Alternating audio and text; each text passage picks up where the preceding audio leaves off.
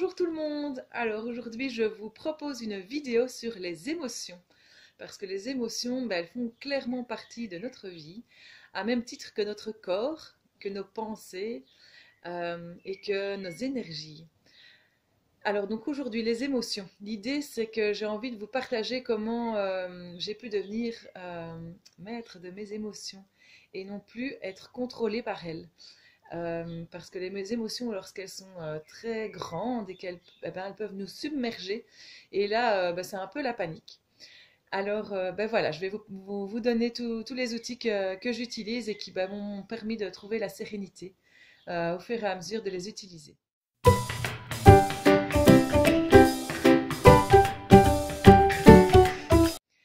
Alors, tout simplement, les émotions, elles sont un message qui vient vous avertir qu'il y a quelque chose qui fonctionne ou qui ne fonctionne pas dans votre vie. Plus l'émotion est grande et inconfortable, plus il y a quelque chose à changer rapidement dans votre vie. Plus l'émotion est agréable, plus vous êtes aligné dans votre vie et vous vous sentez bien. Alors, je vais faire un petit check-up de chaque émotion qui sont basiques. Après, vous pouvez aller retrouver sur Internet plein de personnes qui expliquent les émotions. Je vous invite à aller voir par vous-même à nouveau. Alors, la tristesse, elle vient nous dire qu'il y a quelque chose qui prend fin, quelque chose qui s'arrête ou quelque chose qui vous manque. Que ce soit conscient ou inconscient, mais voilà, c'est ça qu'elle peut venir vous indiquer. Euh, la colère, elle vient plutôt nous dire que quelque chose ne se passe pas comme on voudrait, euh, comme on l'imaginait, comme on aimerait bien que les choses fonctionnent, un peu avec notre côté qu'on peut avoir contrôlant, rigide. Et quand il y a quelque chose qui ne se passe pas dans cet ordre-là, la colère peut monter. Là, je vous invite à lâcher prise, à avoir confiance en l'univers et à vous recentrer. L'univers, il va vous donner ce qui est bon et juste. Donc, si ça ne fonctionne pas comme vous pensiez, c'est que ça doit fonctionner autrement et que ce sera encore mieux. Le dégoût, il nous éloigne d'une situation ou d'un aliment qui ne nous convient pas ou qui n'est pas bon pour nous. Donc tout simplement, on prend distance à ce moment-là et c'est OK. Alors, l'effet de surprise, la surprise, elle va nous permettre d'être pleinement conscient et concentré sur ce qui se passe à ce moment-là, ce qui nous met en surprise, qu'elle soit désagréable ou agréable. On va pouvoir du coup être au taquet. C'est vraiment ça, l'événement surprise, c'est être au taquet, d'avoir tous nos sens focalisés sur ce qui est en train de se passer. Et la peur. La peur, elle est vraiment très très puissante comme émotion. Alors elle est très intéressante et très utile quand l'événement qui est immédiat, qui est concret, qui est palpable, est vraiment dangereux, qui a vraiment un degré de dangerosité. Alors la peur, elle va nous permettre de prendre la fuite ou de se mettre en mode guerrier, où on va pouvoir se défendre. Là, la peur a tout son sens. Mais la plupart du temps, les peurs qu'on alimente et qui viennent en nous, elles sont complètement inutiles et nous bloquent sur notre chemin de vie. À ce moment-là, il faut vraiment faire un travail de nettoyage pour que ces peurs arrêtent de vous permettre de vous développer. Pour chacune des émotions, je vous renvoie vers l'EFT. Chacune des émotions peut être réduite et même dissoute avec l'EFT et vous permettre d'avancer dans votre vie. Chacune des émotions a aussi du coup son pendant positif, hein. Comme je le disais, le dégoût, quand c'est un dégoût qui est juste et bon, quand on a une odeur qui nous dégoûte par rapport à un aliment, c'est qu'il n'est pas bon pour nous, il peut même parfois être toxique, donc c'est ok, on accepte. Après, quand c'est un dégoût qui vous empêche d'aller au-delà de ce dégoût et du coup d'avancer sur votre vie, alors peut-être travailler sur ce dégoût et voir si en le dépassant, vous pouvez ouvrir vos horizons. Donc, pour chaque émotion, voilà, quand ça vient vous donner une information qui est intéressante à comprendre pour pouvoir l'analyser et voir si qu'est-ce qu'on en fait en fait, qu'est-ce que vous voulez en faire. Après, cette chose intéressante à faire, c'est de pouvoir observer voilà, ce que l'émotion vient vous amener comme information. Et à la place de réagir avec, par exemple, la colère où on s'énerve, on a envie de crier, où on a envie même peut-être de frapper ou de se faire du mal à soi, c'est tout à fait possible aussi. Du coup, En général, ces comportements-là, ils vont être destructeurs pour notre vie et pour nos relations. Alors, ça, c'est une réaction. Plutôt qu'avoir une réaction, on peut passer à l'action et agir en conscience. Et donc, remplacer ces réactions par un comportement qu'on va pouvoir choisir par soi-même et qui va être constructif pour nous et pour autrui.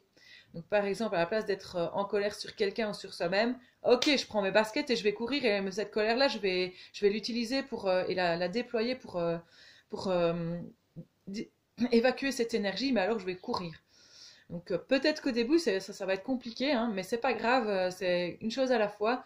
D'abord peut-être passer par le stade EFT et alors ensuite vous allez pouvoir transformer vos comportements et vous allez pouvoir utiliser votre pleine puissance pour chaque chose. Il y a aussi la joie. Et la joie, elle est vraiment super. Elle vient vous montrer que vous êtes aligné dans votre vie, que votre enfant intérieur, il vient vous dire, ouais, là, c'est bon, je suis au bon endroit, au bon moment. Ce que je suis en train de faire, c'est juste et bon pour moi. Alors là, profitez un maximum. Et puis, j'ai quand même aussi envie de dire un petit attention avec la joie quand elle est en mode extrême surexcitation. On peut aussi prendre des mauvaises décisions à ce moment-là. Donc, j'ai envie de vous dire, profitez de cet état-là parce qu'il est agréable, mais prenez alors vos décisions après avoir dormi une bonne nuit sur ça. Attention sans vous laisser envahir par vos peurs. Très important. Et puis la joie, je vous invite à nettoyer toutes les autres émotions qui sont désagréables pour justement faire place à la joie un maximum dans votre quotidien. J'ai aussi envie de vous parler de la gratitude. Pour moi, la gratitude, c'est vraiment un état, une émotion, un sentiment qui apparaît dans votre vie quand vous comprenez dans votre cœur que la vie, elle ne vous doit rien. Mais que c'est vous qui vous devez tout à la vie. Et la gratitude, pour moi, c'est vraiment ça.